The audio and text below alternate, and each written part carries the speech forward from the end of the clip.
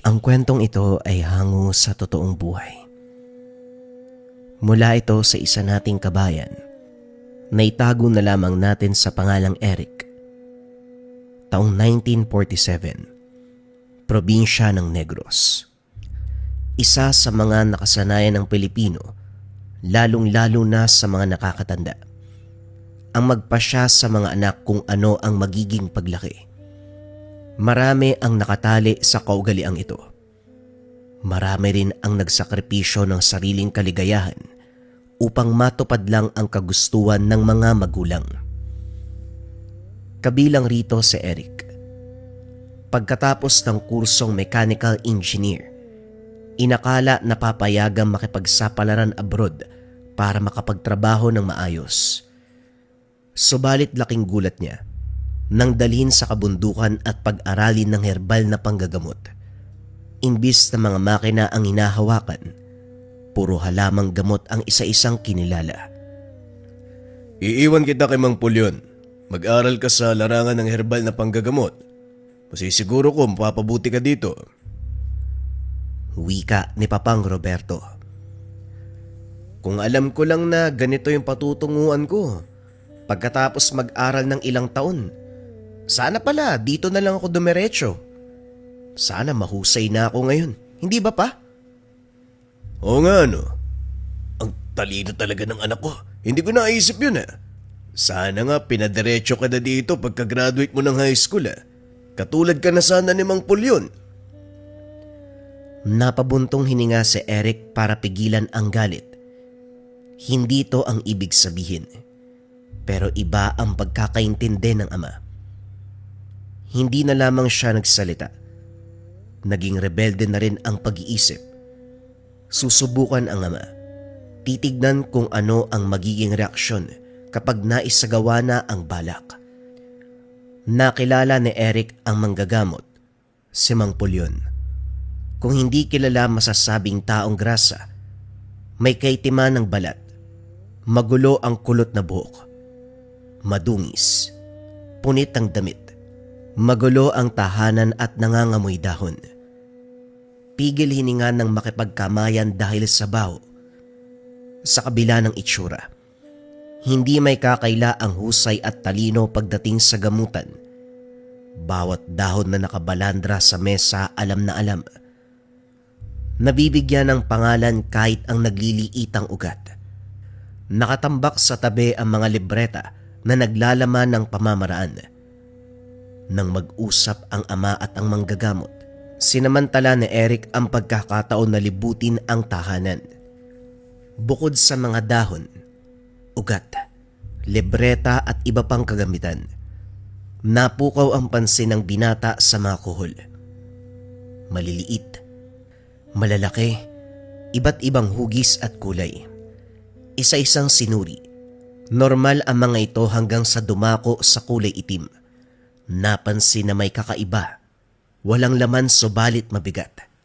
May dulot din na init sa pakiramdam na para itong nakikipag-usap. Dahil sa kakaibang dating, kagad binitawan. Pagharap kay Mang Pulyon sinimulan ang kondisyon. Maraming hiniling ang matanda. Lahat ng ito ay sinang-ayunan ni Eric. Binigyan ng libreta. Tinuruan kung paano magbasa ng mga dasal. Ito ang inaral sa loob ng ilang linggo, pero hindi umabot sa puso o isipan. Pagsapit ng araw, pinatawag ni Mang Pulyon upang tanungin, pero walang naisagot ang binata. Naramdaman niya na hindi ito seryoso, pero hindi sinukuan. Binigyan muli ng libreta. Muli silang sumilong sa lilim ng puno. Pinasadahan ng tingin ng bawat pahina. Nang maburyo, tiniklop at naglakwat siya sa kagubatan. Ibinuhos ang galit sa kalikasan. Hinambalos ang mga halaman. Tinaga ang mga puno at binungkalang lupa. Kung ano-ano pa ang ginawa. Naupo sa tabi pagkatapos. Ikinuwento sa hangin ang galit sa buong pamilya. Hindi lang kagustuhan ng ama ang ipadala siya sa kabundukan para pag-aralin sa turo ng panggagamot. Sinang-ayunan ito ng ina, pati na rin ng mga nakakatandang kapatid. Hindi maitago ang inggit sa mga ito.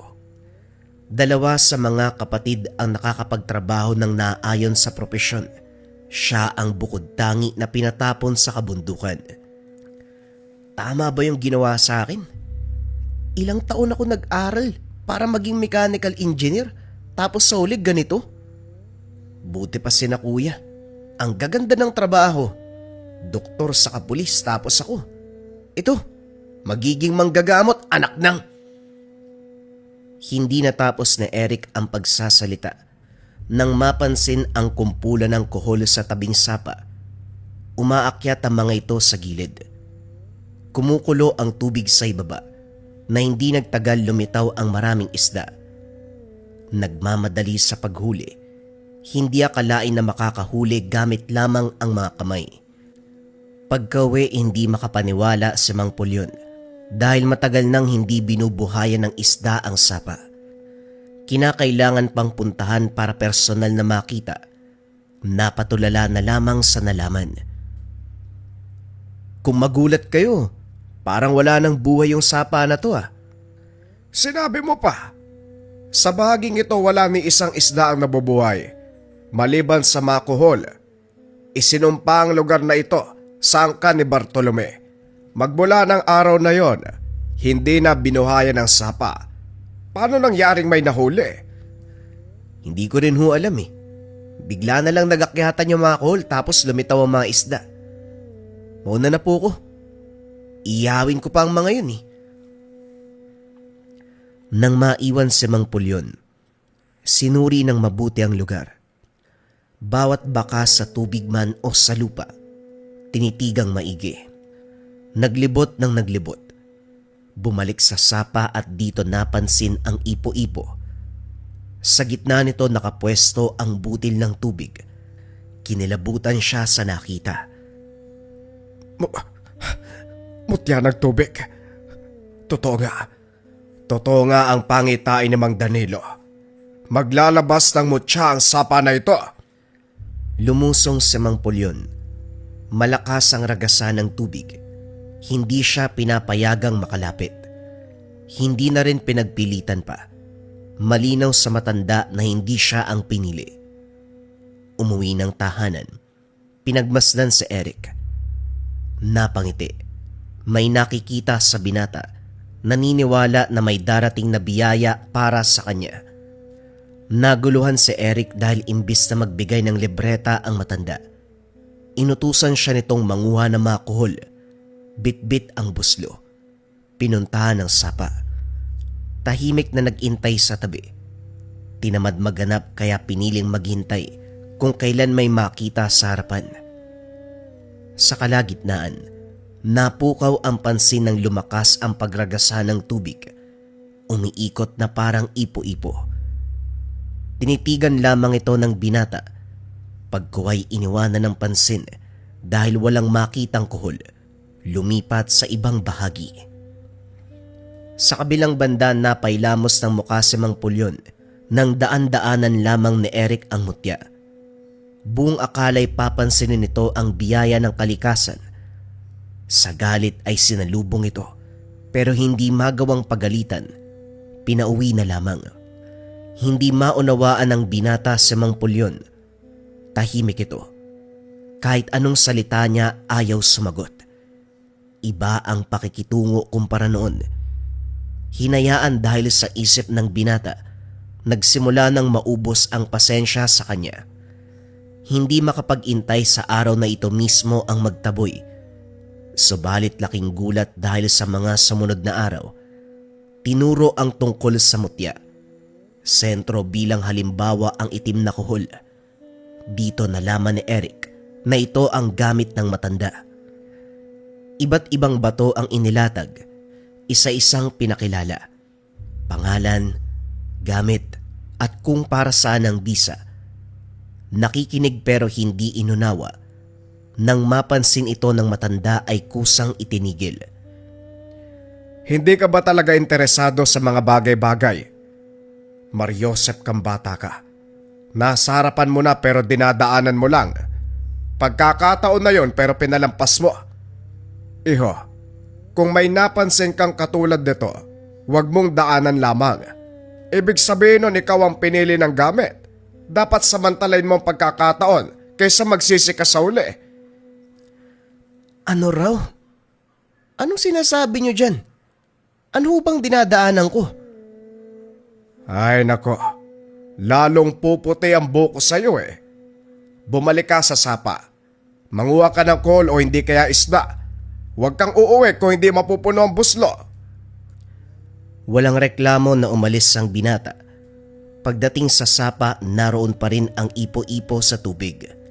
Pinagmasdan niya lamang ito. Hindi ginalaw. Nang magsawa, kakatingin. Dinaanan para magtungo sa unahan. Sa takot na gabihin, nagkusa sa pagsuri sa paligid para makahanap ng kuhol at isda. Subalit hindi sinwerte dahil walang makita ni isa. Pabalik-balik ng suyod pero wala talagang mahanap. Napabuntong hininga. Napasalampak sa lupa. Hindi naglaon, muling umingay ang tubig. Lumakas ang pagragasa. Muling dumako ang tingin ni Eric sa ipo-ipo.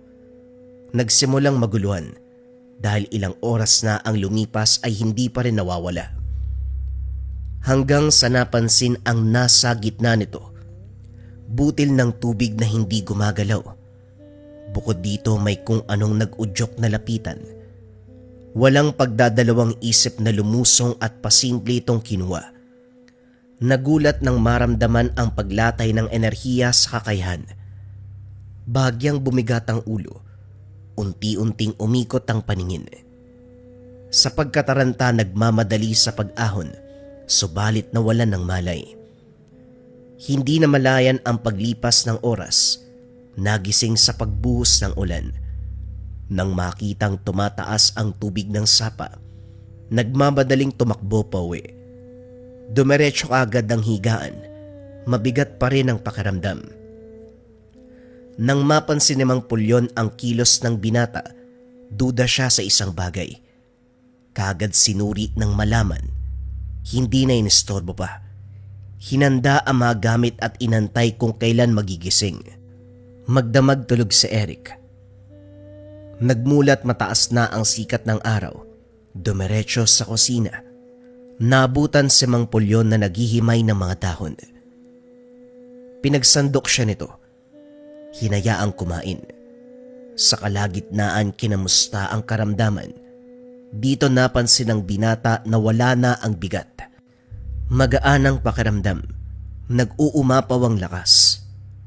Pagkatapos ng agahan, inutusan siya nitong magbuhat ng sako-sakong lupa mula sa paanan ng kabundukan patungo sa tuktok. Walang reklamo na sumunod. Sinundan nito ng pag-abot ng busog at palaso. Inutusan siyang manghuli ng ligaw na hayop. Nagtungo sa pinakamasukal na bahagi. Nag-abang. Hindi naglaon o malingaw-ngaw ang tunog ng baboy ramo. Papalapit sa kinaroroonan niya. Inihanda ang sandata. Walang pagdadalawang isip na pinakawalan ang palaso. Maging si Eric hindi makapaniwala. Sumapulang palaso sa ulo ng hayop. Bumulagta. Nagdadalawang isip pa kung paano itong mauuwi. Pero nagulat na lamang sa sarili. Kayang-kaya niya itong buhatin. Mabigat pero hindi niya masyadong nararamdaman. Marami ang katanungan sa isipan hanggang sa biglang nagsalita si Mang Pulyon. Ganyan nga mangyayari, iho. Simula na ng bago mong buhay. Ang bilis mong nakahuli. Sakto ito. Ikaw na ang bahalang kumatay. Hatiin mo ng parte-parte dahil ibebenta ko to sa kakilala. Hindi naman natin mauubos yan. Sumunod siya sa utos. Mabilis na nagawa. Hindi na malayang natapos paglipas ng ilang saglit. Sinama siya ni Mang Pulyon sa kabilang bundok. Kaunti ang mga bahay pero bawat nakatira ay hindi basta-basta. Kung titignan sila ay parang normal. Pero kung pagmamasdan sa mahabang oras, mararamdaman na may kakaiba sa pagkatao. Isa-isang binagsaka ng karne ang bawat pintuan. Kilala ni Mang Pulyon ng lahat. Nakipagkamayan pa sa matanda. Isa sa napansin ni Eric, may edad ang lahat ng nakatira. Walang nakitang bata at babae. Lalaki ang lahat. Pagdating sa unahan, tumuloy sa pinakahuling bahay. Pagpasok pa lang, dumako ang tingin ng may-ari kay Eric. Kinilabutan ng binata dahil masama ang titig nito. Ilang sandali pa, nakahinga ng pakitunguan ng mabuti. Tignan mo nga naman. Nagtalo pa tayo dati para lang mahulaan kung kaninong tahanan ng tutuluyan ng makakatagpo sa mutya ng tubig. Mukhang talo ako Wika ni Mang Danilo kay Mang Pulyon. Hindi nga ako makapaniwala na magkakatotoo ang sinabi noon eh. Ang sapa muling nagbalik ang buhay. May mga isda na at doon mismo'y sinilang ang mutya ng tubig. Pulyon, kailanman hindi tayo nagkamali sa tuwing makakakita ng pangitain. Kumusta naman ang binatang ito? Kailan natagpuan ang mutya? Kamakailan lang eh. Hindi pa masyadong halata subalit unti-unti nang nagkakaisa ang gamit at ang katawan ng binata. Balang araw, magagamit na ang buong bisa at kakayahan. Sa hawa ng Diyos, nagkasundo kaagad sa katawan ni Eric. Mga ilang araw pa, pwede na yang lumaban. Teka, ako po ba yung pinag-uusapan nyo? Anong laban yan? Natawa ang matatanda. Sa halip na sumagot, inutusan siyang magpakulo ng tubig sa kusina.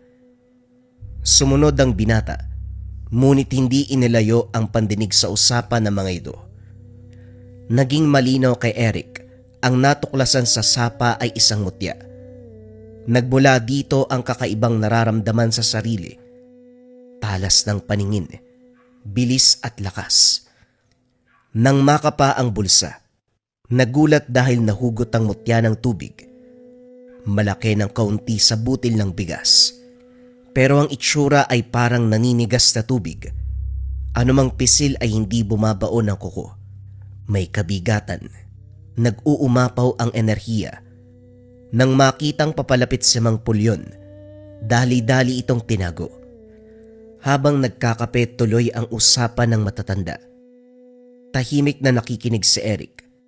Sasagot kapag nagtatanong. Sa kabilang dako, natatakot sa posibleng mangyari, lalo na ngayon na meron ng tangan. Sa labis sa pag-iisip, sumagi sa isipan na itapon na lamang ito. Nang makauwi, nagpaalam kay Mang Pulyon na dadaan muna sa sapa para kuwain ang naiwang buslo. Pumayag naman ang matanda. Pagkarating sa lugar, lumusong sa tubig. Sa bahagi kung saan ito nakuha, inihulog niya ang mutya, pero tinatangay ng tubig pabalik sa kanya. Ilang ulit naging ganon, hanggang sa maubos ang pasensya. Napabuntong hininga at isinilid na lamang sa bulsa. Tahimik na pinagmasdan ng sapa, banayad ang agos ng tubig.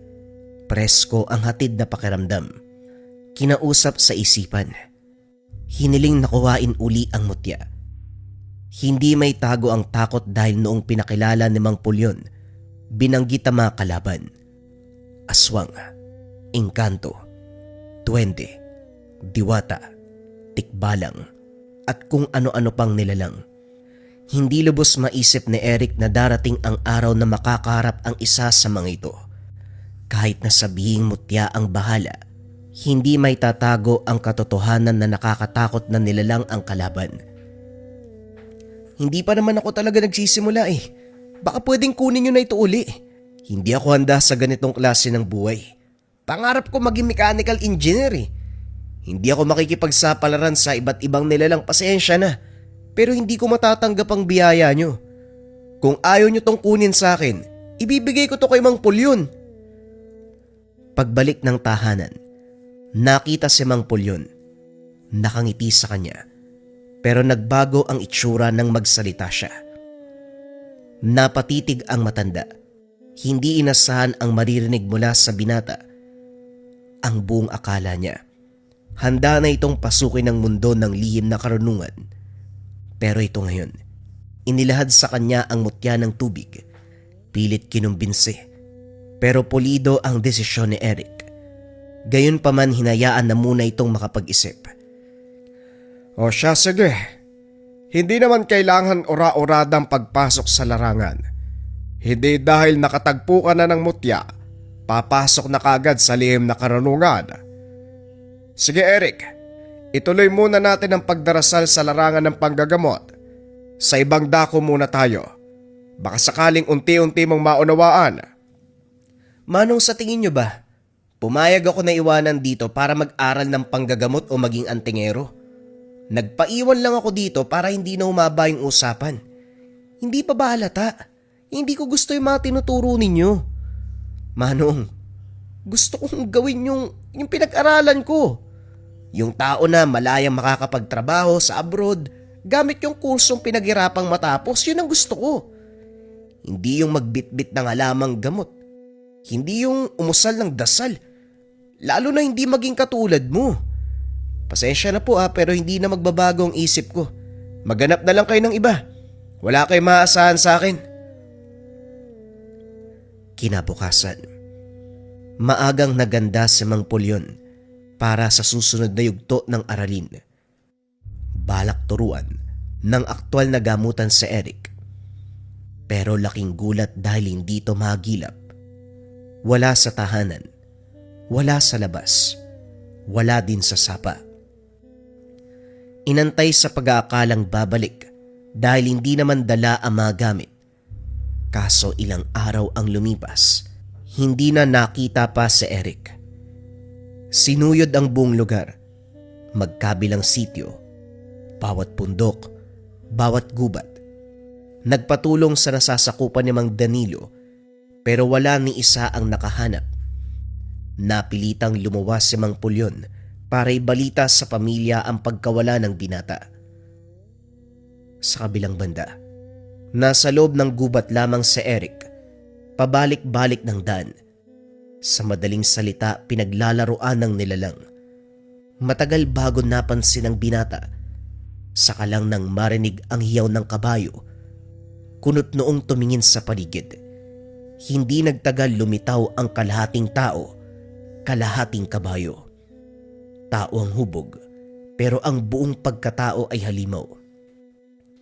Maliksay kung kumilos, pumapaikot kay Eric. Nagpapakawala ng kakaibang angil. Huminto ito sa harapan ng binata, pumukol ng matalim na titig. Nanlilisik ang mga mata.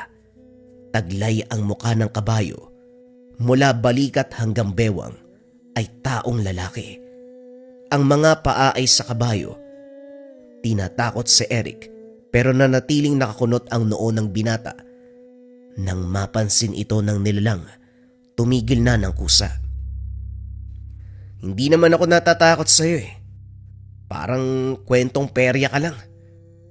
Sandali nga, ikaw ba yung may gawa kung bakit ako naligaw? Kanina pa ako pabalik-balik ng daan hindi ka nakakatuwa. Hindi maunawaan ni Eric kung saan humuhugot ng tapang. Ang alam niya lang, hindi natatakot sa karap na nilalang. Umaangil pa ito. May nais iparating, subalit walang maintindihan ng binata. Napansin na lang na sumugod ito. Tumakbo ng tumakbo hanggang sa nakaabot ng sapa. Natataranta kung ano ang gagawin hanggang umahon mula sa tubig ang isa pang nilalang. Ang halimaw na kung tawagin ay kataw. May hahalin tulad ang itsura nito sa taong isda. Nanlaki ang mga mata ng binata nang lumapit ito. Subalit laking gulat dahil tikbalang ang inatake. Mabilis natapos ang kaganapan. Kakaibang kapangyarihan ng tubig ang ginamit ng kataw. Bumulagta ang tikbalang. Ang kataw sa kabilang banda, dahan-dahang bumalik sa sapa, ni hindi man lang lumingon kay Eric. Napakurap na lamang ang binata nang makitang naglaho ang dalawang halimaw. Natatawa sa sarili, naiisip na baliw na kung kaya't kung ano-anong elemento ang nakikita. Sa pagkakatanda, kwentong bayan lamang ang nilalang, kagaya ng tikbalang at kataw. Ngunit kanina lang, buhay siyang saksi sa presensya ng mga ito. Sinampal-sampal ang sarili, lalong natawa dahil hindi yon panaginip. Kailangan ko na talagang umalis sa lugar na to. Mababaliw ako dito eh. Binaybayang tabing sapa. Lakad ng lakad pero hindi pa rin marating ang kalsada. Siguradong sa dulo ay may daanan kung saan sila bumaba ni Papang Roberto upang pumunta sa lugar. Kaso nga lang walang mahanap. Sumilong na lang muna sa tabi. Nakatingala sa kalangitan. Madilim na ang paligid. Maya-maya pa umalingaw-ngaw ang ingay ng ligaw na hayop. Dagdag pa ang huni ng mga ibon at pagaspas ng mga pakpak. Pinakinggan lang ito ni Eric hanggang sa napansin na may mali. Hindi basta ingay, mabangis na pag-atungal. Ilang sandali pa may lumitaw na hubog ng nilalang sa unhan, palipat-lipat pa ng direksyon. Kasabay nito ay ang pag-init ng bulsa. Dali-daling kinapa. Nahugot ang mutya ng tubig. Malakas ang daloy ng enerhiya nito. Bago pa man matukoy kung paano napunta sa bulsa, sumunod kagad ang nilalang. Nailaga ng atake. Dito napansin ni Eric na sa mga sandaling ito, nagbago na ang ugali. Pasimpleng dumampot ng bato, sabay hagis sa kabilang direksyon. Saktong lumitaw doon ang aswang. Naging mabilis ang kilos ni Eric.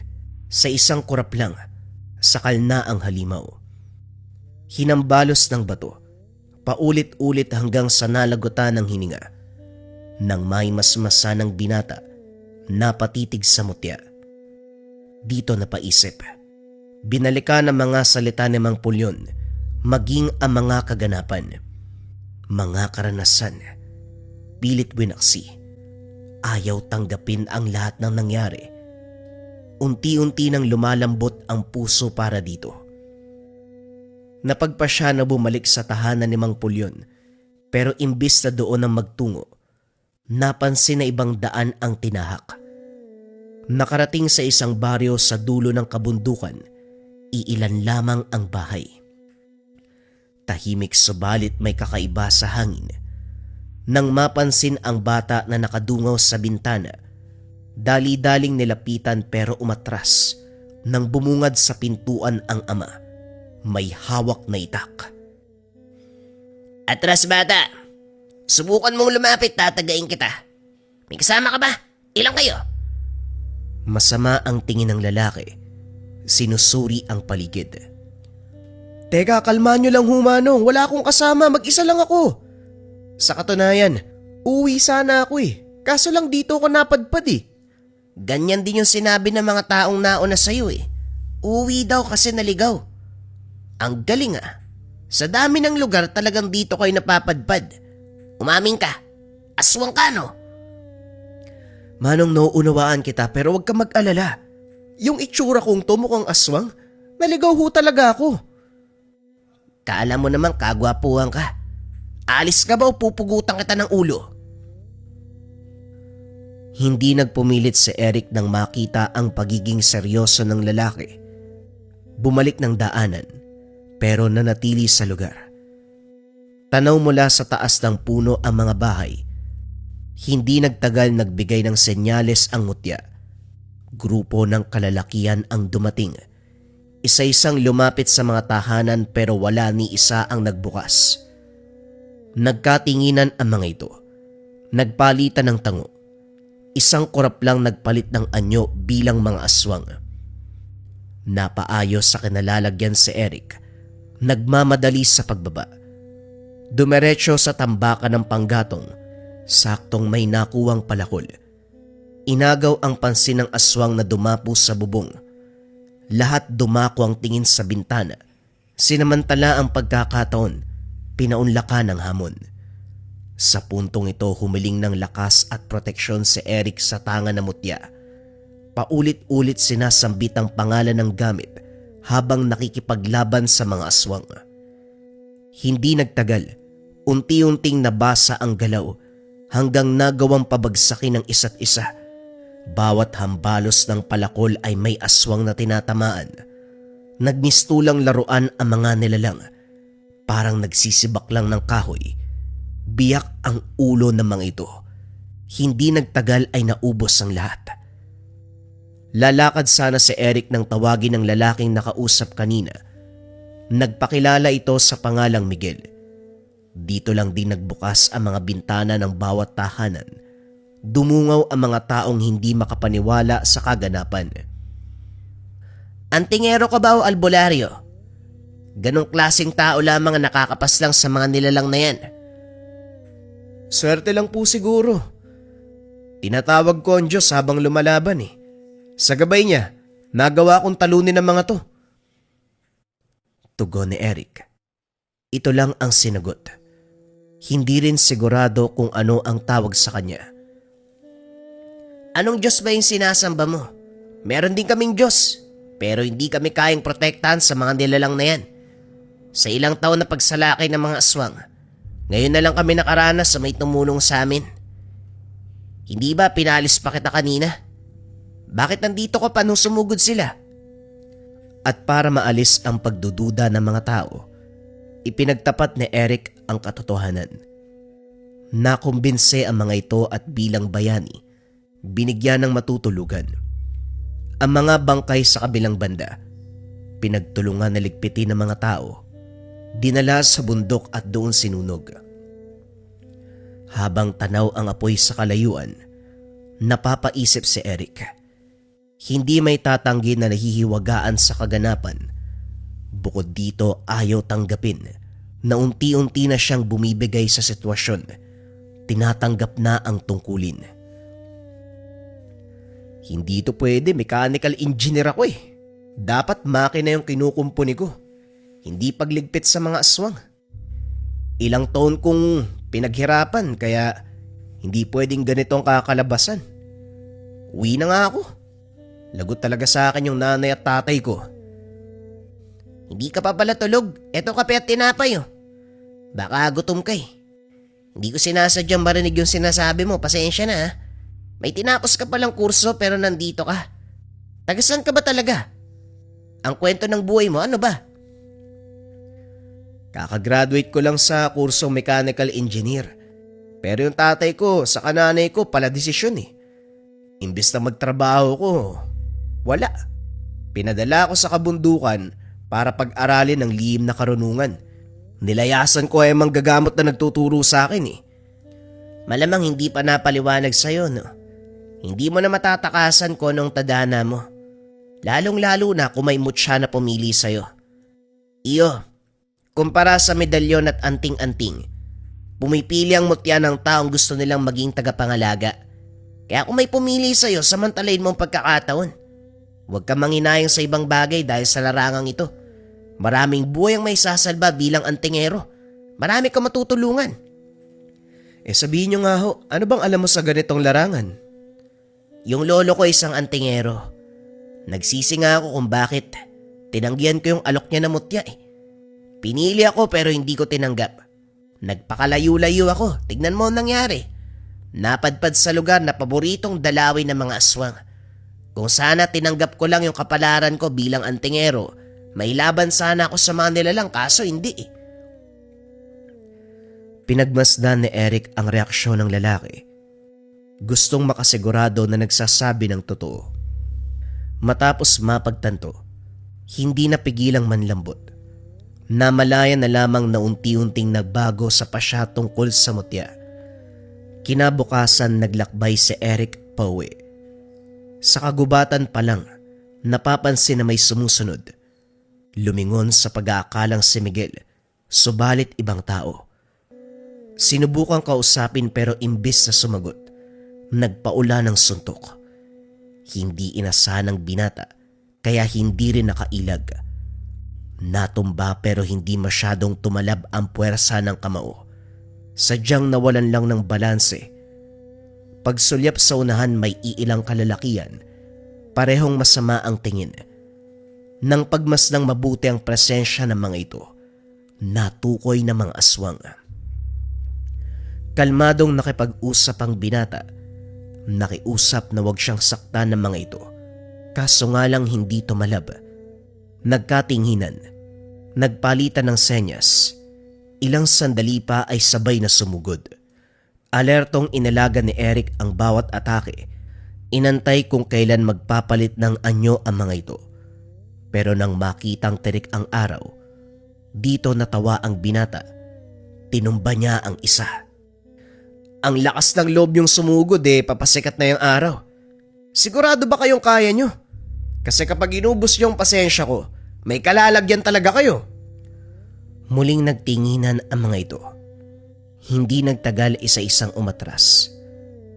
Ang nahuli, nagbigay ng masamang titig.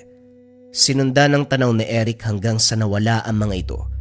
Saka lamang nakahinga ang binata.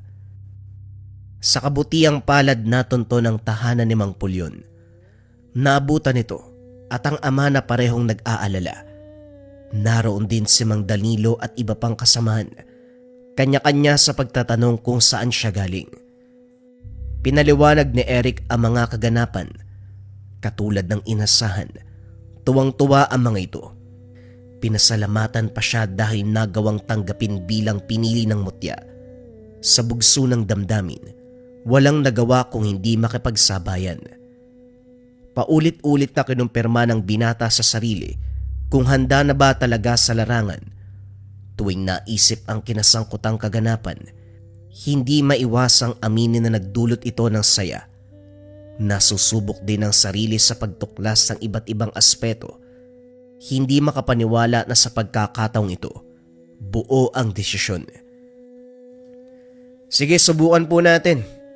Malay nyo, tama kayo tungkol sa akin. Baka nga itong buhay ko ang maging manunugis.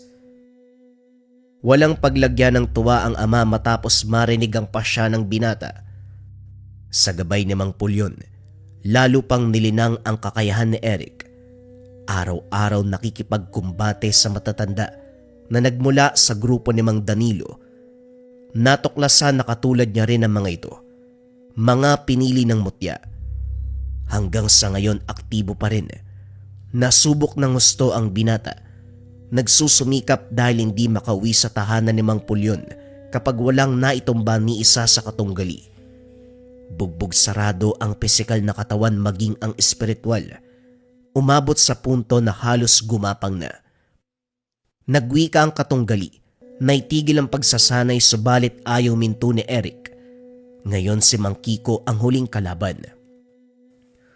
Iyo, kinakapos ka na ng hininga. Tama na, bukas naman. Hindi. Saka lang ko titigil kapag natalo kita, Manong. Lumingon si Mang Kiko sa mga kasamahan. Maging ang mga ito ay gusto nang itigil ang laban ngunit ayaw ni Eric. Ang sabi ni Mang Pulyon, paunlakan na lamang ang hamon ng binata. Kaso nga lang pagtayo nito muli nang bumulagta, tinigil na ang pagsasanay. Dahil sa kondisyon na hindi makakauwi kapag walang naitumba sa mga kalaban, nanatili sa bundok si Eric. Walang silungan, nasa labas lang. Sa kalagitnaan ng pagpapahinga umalingaw-ngaw ang sigaw mula sa kung saan. Sa kabila ng kondisyon, pinili ng binata ang tumayo para tignan ang kaganapan. Nang matunto ng pinagmulan, naabutan sina Miguel at dalawa pang bata. Humarang sa daanan ang aswang. Inagaw ang pansin nito at hinamon. Pinaunlakan ng nilalang. Ito ang naunang sumugod. Pasimpleng sinabayan. Nang makabuelo ay tinaga ng tinaga. Hindi tumagal ang aswang. Humandusay matapos tamaan ng ilang ulit. Nangisay. Sinubukan pang tumakas subalit pinugutan ng ulo. Hinatid ni Eric ang mga biktima. Muli, nakabalik siya sa baryo. Masyado kaming pinagpala na maabutan mo. Maraming salamat, Iyong ah. Sadali, bakit bubog sarado ka? May gumulpi ba sa'yo? Wala naman po. Gawa lang ng pagsasanay. Sige, mauna na ako ha. Ingat po kayo. Huwag na magpagabi sa susunod. Pagbalik ng kabundukan, sumalubong si Mang Pulyon. Nagdala ng tubig at makakain. Nagbigay na rin ng gamot para sa tinamong sugat. Habang ginagamot, dito inamin ng matanda na inutusang gumamit ng dasal ang mga katunggali para maramdaman ang sakit na dulot ng pisikal na laban. Nagpakawala din ng orasyon para pigilan ang bisa ng hawak na mutya. Nang sa gayon, maging pulido ang katawan ng binata. Hindi nagulat si Eric dahil nung una pa lang duda siya na may ginamit ang mga ito. Hindi siya nagreklamo, binigay lahat ng tiwala. Yun na ang huli mong pagsasanay. Sasama ka kay Kiko bukas sa kabilang baryo para sumaklolo sa taumbayan. May natanggap kaming balita na sumalakay kamakailan ng mga aswang at mambabarang. Ito ang una mong misyon. Manong, kung aswang ang pag-uusapan, kampante na ako na makakalaban. Kung mambabarang, paano yun? Malalaman mo rin, Eric. Magpahinga ka na dahil mamayang madaling araw ang lakad nyo. Kagaya ng sinabi ng matanda, nagtungo ang grupo ni Mang Kiko sa malayong probinsya. Pag-apak pa lang sa mismong lugar, naamoy sa hangin ang banta ng panganib. May nadaan ng tahanan na may kakaibang aso sa labas. Titig na titig. Hindi gumagalaw. Sinita siya ni Mang Kiko. Binulungan na wag pansinin ng hayop. Sumunod ang binata pero pagdating sa unahan, nasipat na naman ang aso. Pilit binaliwala hanggang sa narating ang tahanan na tutuluyan. Sumikat na ang araw ng mga sandaling iyon. Kinausap ni Mang Kiko ang matanda na nagmula rin sa grupo, ang siyang nagtimbre tungkol sa kaganapan ng lugar. Dalawa ang kalaban, aswang at mambabarang. Walang ideya kung nagkataon na nagsabay o sadyang planado ang lahat. Dali-daling inutusan ang iba pang tauhan na alamin. Naiwan si Mang Kiko, si Eric, at ang may-ari ng tahanan, si Mang Dading. May bago pala tayong miyembro. Kumusta ka naman, iho? Bago, oo, pero mahusay ang binatang to. Ilang beses kong katunggali sa pagsasanay. Hindi may kakailang kausayan. May iba tayo maliban sa aswang at mambabarang. Wala na bang gumugulo sa lugar? Tahimik sa nakalipas na dekada. Ngayon lang uli nagparamdam. Hindi naman sunod-sunod. Nagpapalipas lang ng ilang araw bago may mabalita ang pambibiktima. Salitan. Ngayon aswang, sa susunod barang. Ginawan ko na ng paraan pero sadyang ayaw sumunod. Kaya nagpadala ko ng sulat kay Mang Danilo. Habang nag-uusap sina Mang Kiko at Mang Dading, napako ang pansin ni Eric sa aso. Mula sa bintana, malinaw itong nasipat. Hindi gumagalaw. Nakatindig. Nakatitig. Nakatayo ang buntot at mga tenga. Nanlilisik ang mga mata. Sa kabilang banda, hindi masasabing normal. May ideya ang binata kung ano ito. Pasimpleng lumabas. Nagbitbit ng itak. Habang dahan-dahan ng paglapit, napansin ni Eric na parang unti-unti ring umaatras. Kaso nga lang hindi naman gumagalaw, na para bang humahaba ang distansya sa pagitan.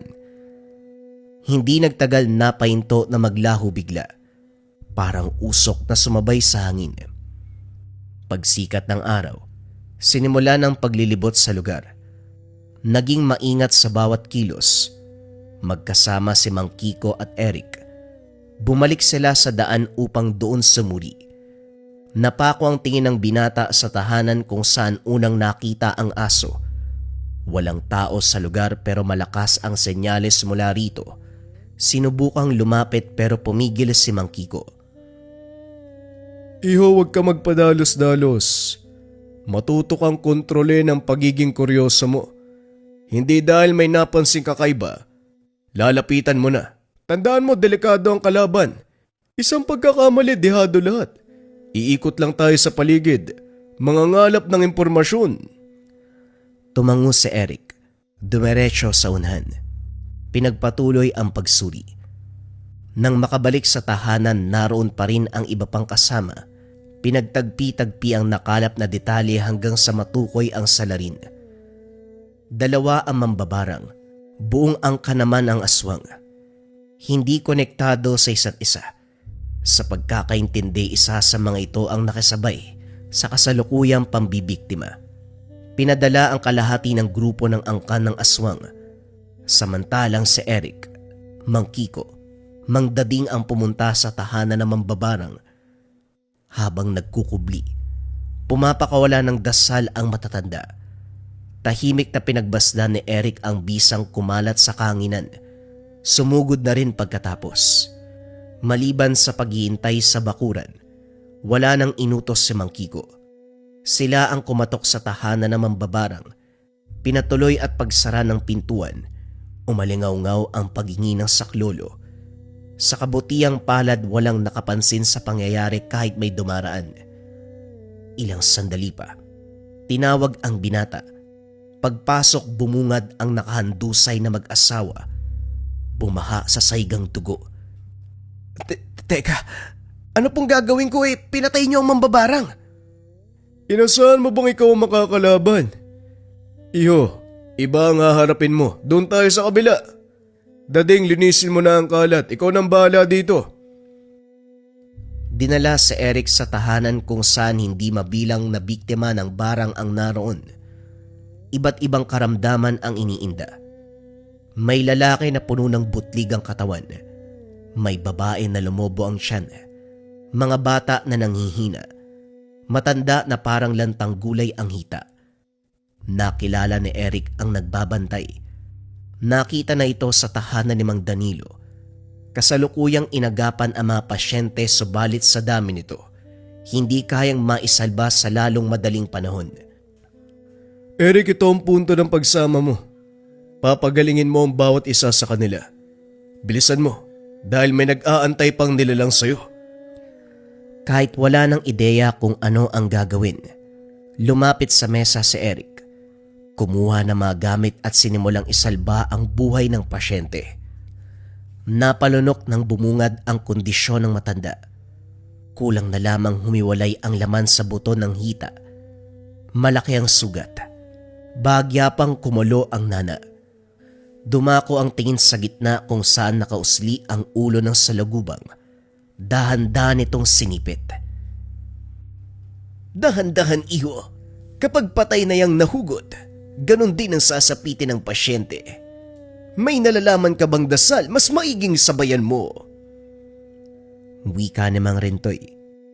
Bumalik na rin ito sa iniwanang pasyente para gamutin. Mabilis kumilos ang isipan ni Eric. Inalala ang libreta kung saan may nabasang dasal. Sinimula ng pag-usal, isinaboy sa pagbunot ng insekto. Nang makitang lumapit inilabas ang mutya, ibinabad sa tubig at saka pinataka ng sugat. Paunti-unti, nahugot ang salagubang. Ang natira sa tubig ay pinainom sa pasyente. Ganito ang prosesong ginawa sa iba pa. Maging si Mang Ritoy, namangha sa pamamaraan ng binata. Iba talaga kapag may tinatangan, napapadali ang mga bagay-bagay. Maraming salamat. O siya ko nang bahala rito. Bumalik ka sa tahanan ni Dading. Wika ni Mang Ritoy. Nalaman na simpleng manggagamot lamang ito. Umaasa sa bisa ng mga halamang gamot. Naunawaan kung bakit mabagal ang pag-asikaso sa mga pasyente ng barang. Pagbalik ng tahanan, naitaboy ng grupo ang angka ng aswang subalit may naiwan. Ang alagang aso ay hindi natagpuan. Batay sa nakakita, bigla na lang naglaho. Habang nag-uusap ang mga ito sa loob, pumuslit si Eric. Pinunta ng bahay malapit sa bukana ng baryo. Pagdating doon, pumungad ang aso.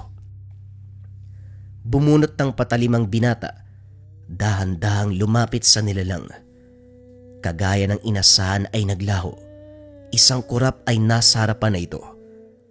Umatake ng umatake. Nahirapan si Eric dahil paulit-ulit itong nawawala. Hindi maabot ng taga. Nang makaisip, hinayaan itong sumugod ng sumugod sa kanya. Sinasalo ang bawat kilos. Dinukot ang mutya. Binulungan ng dasal at saka tinaga ang direksyon kung saan lumitaw ang nilalang. Sumakto ang atake. Tinamaan sa muka. Dito na nakabuelo, sunod-sunod na tinaga hanggang sa bumulagta. Matagal binawian ng buhay, nangisay, paulit-ulit na sumubok sa pagtakas. Sa kabutihang palad hindi gumana ang kakayahan nitong maglaho. Hindi nagtagal ay nalagutan ng hininga. Kaso nga lang laking gulat ni Eric matapos ang laban. Nakita niyang naroon ang gabay na kataw. Hindi lamang siya ang nakikipaglaban ng mga sandaling iyon.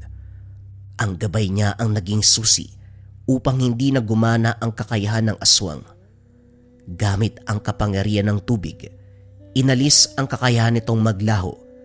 Ito rin ang dahilan kung bakit natamaan niya ang aswang, kung bakit ito namatay. Matapos nun, tumitig lamang ng ilang sandali sa kanya ang gabay. Dahan-dahang lumubog sa ilalim ng tubig. Nagulat ang lahat nang ibagsak ni Eric ang pugot na ulo ng aso. Hindi na sanang grupo na siya ang makakapatay. Lahat napapatanong kung paanong pinaslang. Hindi umimik ang binata. Hinayaan ang mga ito na mag-isip. Sa kabilang banda, lumapit sa kanya si Mang Kiko. Sila hindi makapaniwala kasi baguhan ka lang sa tingin nila. Sa akin inasahan ko na yan. Pero nauna ka sa pagkilos kaya nagulat ako. Habang nagpaplano kami dito, pinatay mo na pala ang nilalang. Saan mo nahanap? Doon sa bahay na dinaanan natin. Doon ko unang nakita yung aso Doon ko rin siya pinatay. Yung katawan, iniwanan kong kinakain ng apoy. Yung ulo, dinala ko rito. Tapos sa bamisya natin. Hindi maiwasang matawa ni Mang Kiko. Tuwang-tuwa ito. Tumango at marahang tinapik ang binata. Inutusan ang mga kasamahan na balutin ang pugot na ulo para dalhin sa pag-uwi. Matapos makapagpaalam kay Mang Dading, binaybay ang daan pabalik sa sityo. Hindi nagulat si Eric nang mabungaran ang ama sa tahanan ni Mang Pulyon. Nagpahanda pa ito. Pinagmamalaki ang naabot niya sa larangan. Sa kabilang banda nakaramdam ng hiya ang binata. Hindi sanay sa papuri at unang beses itong ginawa ng ama. Bagay na hindi naranasan sa mga panahon na naroon sa eskwela. Yan ang anak ko. Pinagaling ang biktima ng barang. Pinatay pa ang aswang. Tay, tumahimik na nga po kayo kapag ikaw nakagaw ng atensyon ng engkanto. Mamaya, yun naman ang makalaban natin sa susunod. Hindi sila magtatangka, lagot sila sa anak ko, tignan nyo. Magaling ang anak ko, mahusay na mahusay. Ganap na antingero, ganap na mananugis. Aayaw-ayaw ka pa, mahusay ka naman pala. Sa paglipas sa mga araw lalo siyang humusay dahil iba't ibang uri ng aswang ang nakakalaban. Bukod pa dito bumibisita paminsan-minsan sa bundok para alamin ang kaganapan. Kapag pinapayagan siya, sumasama sa malagang misyon at kung may kalaban na mahirap talunin, siya ang pinapadala para tumugis. Hindi lang yun.